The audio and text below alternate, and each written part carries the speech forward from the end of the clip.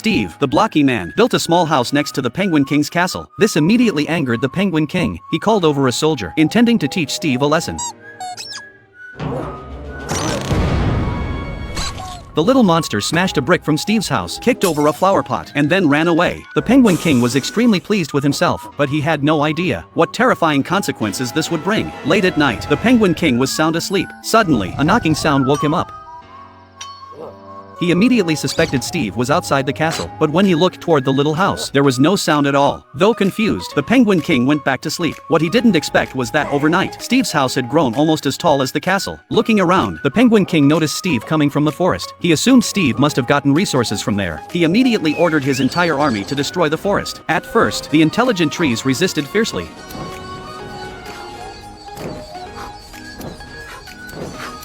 But there were simply too many soldiers in the kingdom.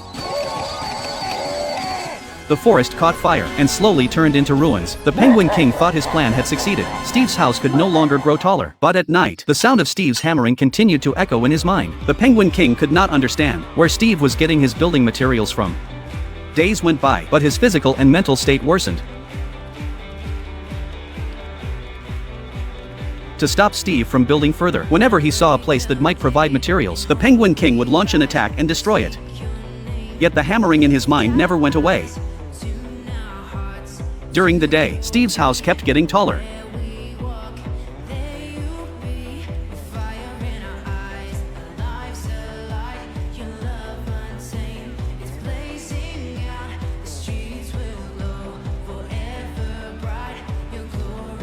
Looking at the grand palace across from him, the Penguin King finally lost his temper. He decided to investigate personally. When the castle doors opened, the sight inside stunned him.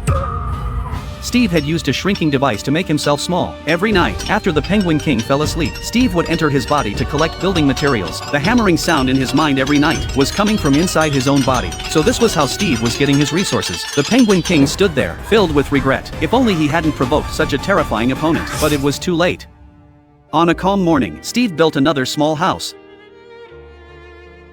Everyone in the kingdom was happily playing. They greeted each other warmly. But in the next moment, Steve's flower pot was smashed again.